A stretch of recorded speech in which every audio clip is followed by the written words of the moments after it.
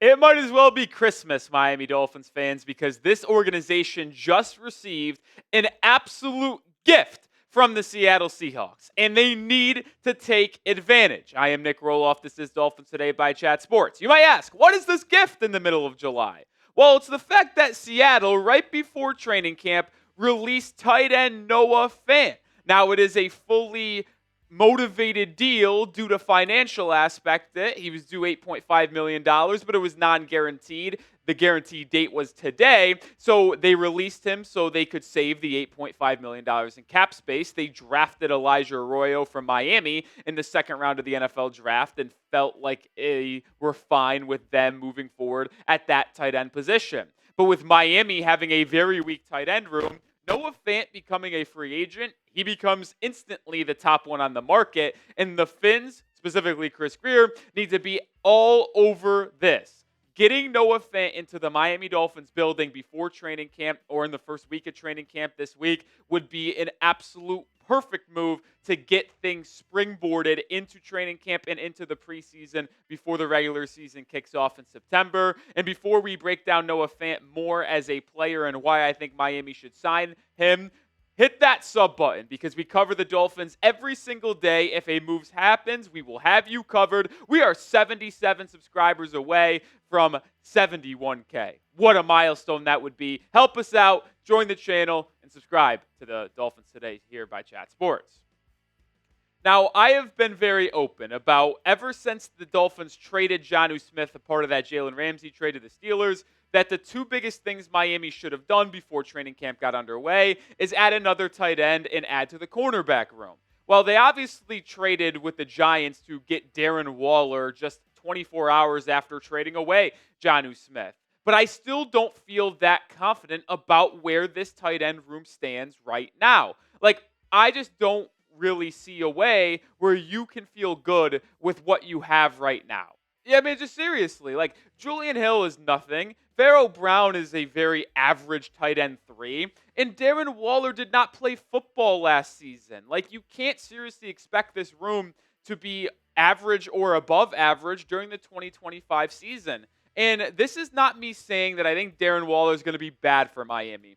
But I just don't think you can reasonably expect him to provide you with that much production.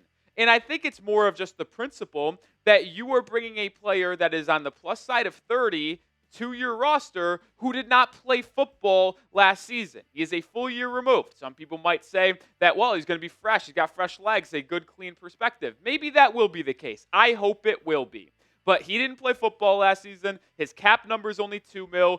There is not even a guarantee he's on the 53-man roster if things go south here over the next month and a half. So to me, grabbing a sure thing in Noah Fant would make a lot of sense. So let's talk about the new free agent tight end here. Fant was a first-round pick in 2019, 20th overall selection out of Iowa. That tight end U just continues to push out first-round tight ends. He was one of the main pieces in the Russell Wilson trade alongside draft capital. Noah Fant was the best player that went to Seattle in that trade. And to my surprise, Noah Fant's only 27. He's been in the league for a while.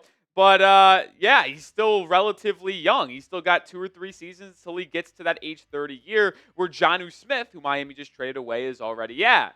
And Noah Fant's not like this all-pro, all-Pro Bowl caliber tight end. I'm not going to try to say that. But he has had some good seasons in the past. Obviously, his best season was that year prior to being traded to Seattle when he put up a career-high 670 yards and 68 receptions for the Denver Broncos. Then had an up and down 3 seasons, but I don't really blame him that much because when you think of that Seattle Seahawks offense, they have really honed in on their tight ends with Jackson Smith and Jigba, DK Metcalf, Tyler Lockett at the time. So Fant as that 4th option in tight end really wasn't getting featured as much as you would probably imagine with someone that holds the talent he does on that Seahawks team.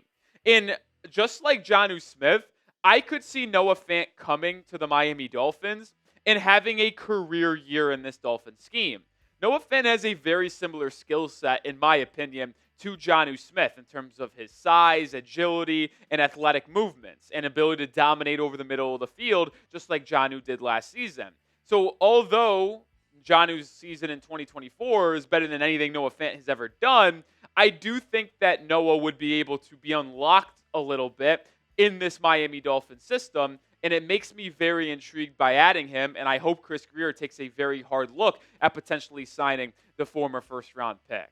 And before we break down Fant even more in depth, pin comment on today's show. Take Chris Grier's job. Should Miami sign the tight end Noah Fant?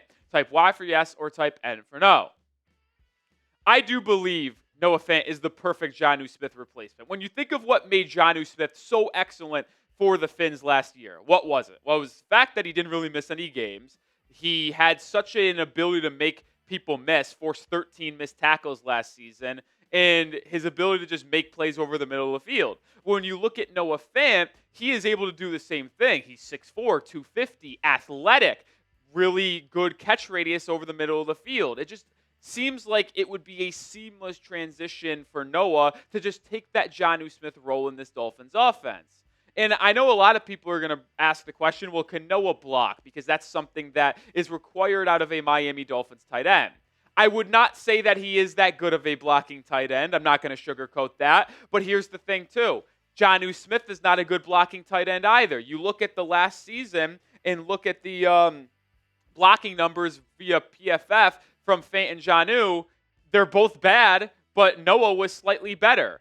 In run blocking, the grade was just barely better. He was a better zone run blocker, a better gap blocker, and was not penalized at all while blocking in the run game either, which is good for me. That is out of the 80 qualified tight ends that played 20% of the blocking snaps. That was the max. So, no, Noah is not good, but it's not like Jonnu is any better. And when you're trying to compare the two and how Noah would replace Jonnu in Miami, and you talk about blocking, you would be splitting hairs. It's not something that I'm going to focus on that much because even if the Dolphins did sign Noah Fant, you would have to imagine they are going to still keep one of Julian Hill or Pharaoh Brown, who would then be your primary blocking tight end. But Noah is the receiver that Jonnu could be. And I want to look at some advanced metrics from last season, not just standard catches. I want to look at deep into the numbers because we talk about how Jonnu Smith is one of the best yak tight ends in the entire NFL. Well, if you go just one season ago,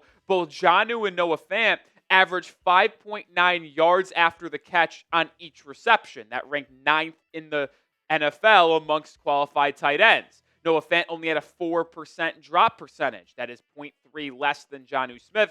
You do see the missed tackles forced and the QB rating favor Jonnu, but Fant was able to make some plays and contested catch abilities as well, although not happening a lot, went 3 for 4 in his contested catch opportunities. But the part I want to focus on is the yak after reception and the drop percentage. And when you think of Jonnu Smith, last season was the best year of his career. You look at the raw numbers from Noah Fant, you look at the advanced numbers for Noah Fant, I'm not going to say this is the best year in Noah Fant's career. I would say it's very average. So the fact that you could look at Noah's 2024 campaign, say, it's just average, and then look at Jonnu's and say, well, that's the best season of his career, and Jonnu Smith's number is just maybe slightly better than Noah Fant's, I feel pretty good that Fant would be able to come into this building and be a difference maker from day one because of all of the capabilities that he has.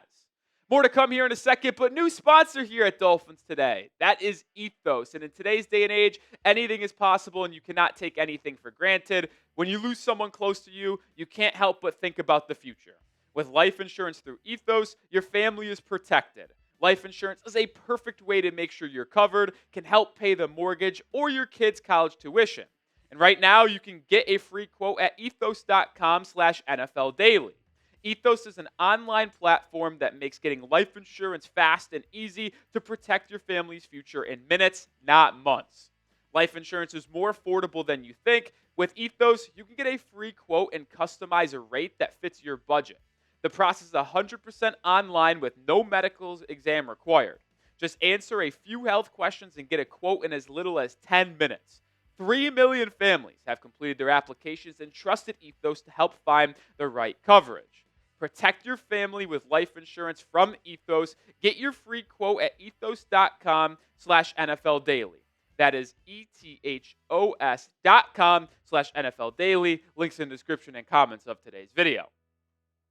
Another reason why I really like Noah Fant is his ability to work the middle of the field. I think this is something that is very crucial for tight ends. Jonnu Smith did an excellent job of it, but Noah Fant is also really good at working the intermediate part of the football field. And when you look at his target percentage, not reception percentage, his target percentage from last season, he was not used as a deep threat tight end. Only 3.2% of his targets came 20 plus yards down the field. He did pretty much all of his work in the intermediate. 10 to 19 yards down the field, medium, 17.7%. But between the line of scrimmage and the first down marker on a 1st and 10, 3rd and 10, you guys know what we're talking about. 67.7% of his targets came there. And when you look at his receiving chart from a year ago, look at how efficient he was between the line of scrimmage and 10 yards downfield over the middle of the football field. 17 of 20 targets were caught, only one drop, a QB rating when target of 106. How about the number just a little bit farther? Only 3 targets, but 2 catches for 32 yards and a touchdown over the middle of the field between 10 and 20 yards. Like, to me, when you just look at this chart, it just encapsulates what makes Noah Fant such a level or high-level tight end in the National Football League. Like, when you think of his numbers, his receiving chart, the takeaways I have is just he's solid, he's dependable, and I would take him on my roster any day. Is he going to be looked at as a top 5, top 10 tight end in the NFL? Probably not, but he is going to be one of the most average or top half tight ends in the league who maybe could become a top 10 guy if he joins this Dolphins scheme.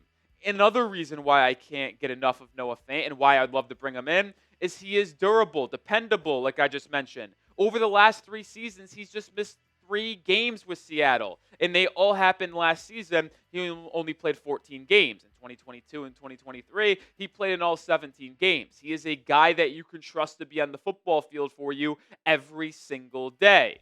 Now, there is an issue with potentially signing Noah Fant, though.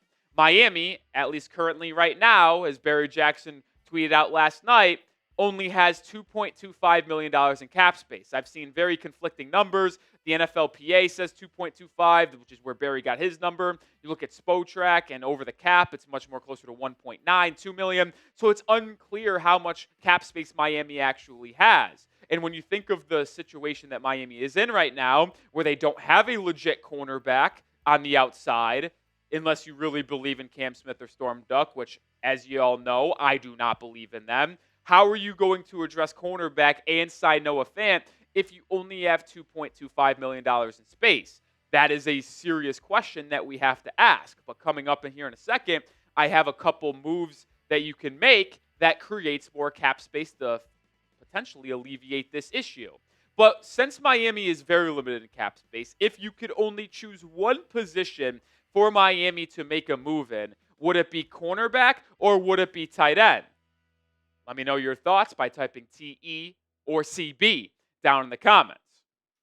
Now, I know this is not the right answer that I am asking you to give me, but I am saying you need to find a way to do both. Now, some people might say that, hey, the Dolphins aren't really competing for a championship this year.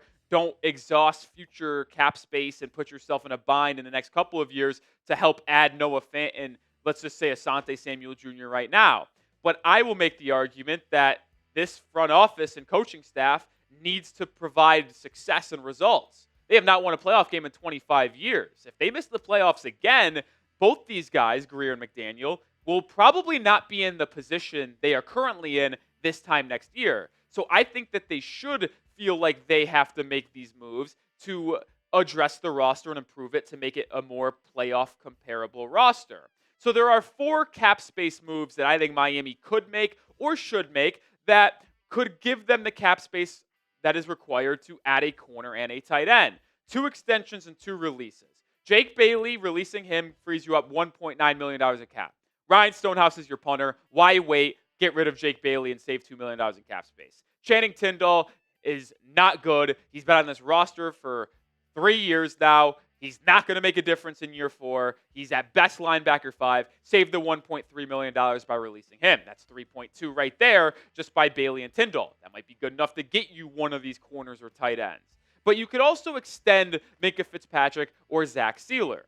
And if you do all 4 of those moves, you can create up to $20 million in space.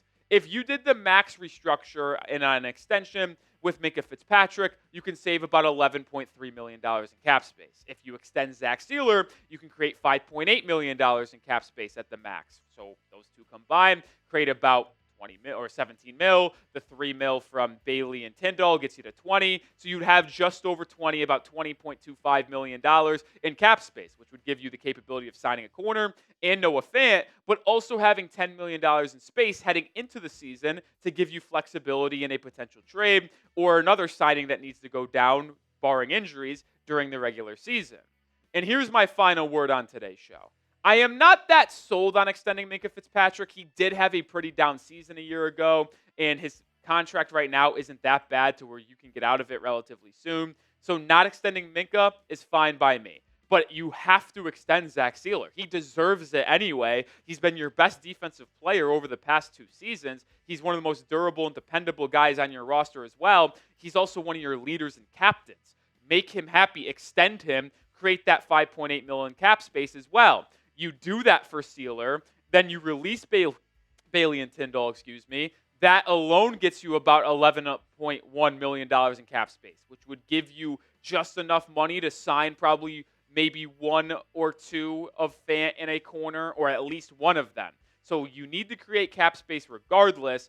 Extending Sealer, releasing Tyndall and Bailey makes the most sense, gets you above the double-digit threshold, and then you could have either flexibility or go out and sign one of these guys that we're talking about.